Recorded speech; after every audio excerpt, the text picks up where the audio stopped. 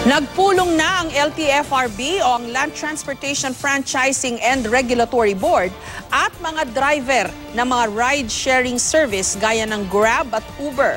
Kasunod yan ang reklamo ng ilang pasahero sa sobrang mahal nitong pamasahe. Pero ang mga driver naglabas din ang kanilang mga hinaing. Live mula sa Quezon City, may report si Cesar Apolinario. Cesar? Jessica, sa kauna-unahang pagkakataon ay pinadalo nga sa hearing ng LTFRB ang mga TNVS drivers, pati na rin ang peer operators na mga bumabiyahe dyan sa lansangan sa Metro Manila. At mismong LTFRB chairman na ang nagsabi na malaking tulong daw ito para sa bagong sistema. Kahit mas mahal ang pasahe, tinatangkilik pa rin ni Bubsy Sabares ang TNVS o Transport Network Vehicle Services dahil mas maginhawa ito kumpara sa ibang public transportation.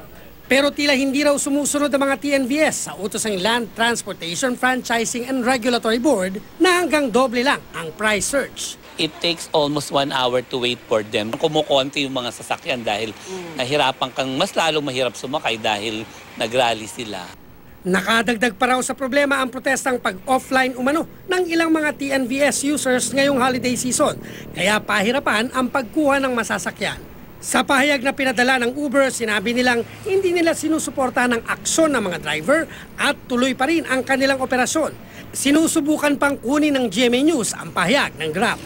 Ang mga reklamo sa sistema ng TNVS, tinalakay kanina sa isinagawang hearing ng LTFRB, kasama ang mga TNVS drivers at may-ari ng mga sasakyan.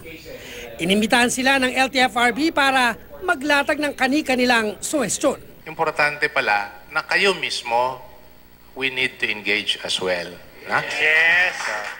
Pero kung umaangal ang mga pasahero, tambak din pala ang listahan ng mga reklamo naman ng mga TNVS users. Una sa listahan ay ang tinapisang surcharge matapos ireklamo ang umano'y triple pataas sa pasaheng binabayad ng mga pasahero. Kung madaming naghahanap ng sasakyan, tumataas yung presyo. So wala kami magagawa kundi sumunod doon.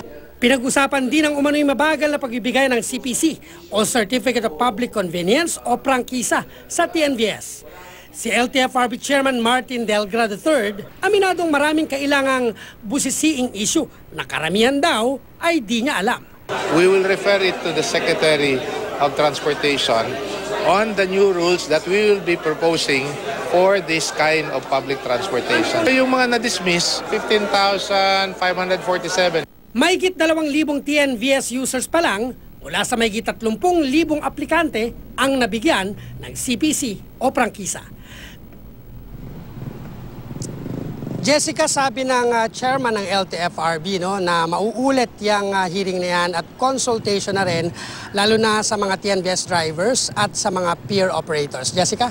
Maraming salamat sa iyo, Cesar Apolinario.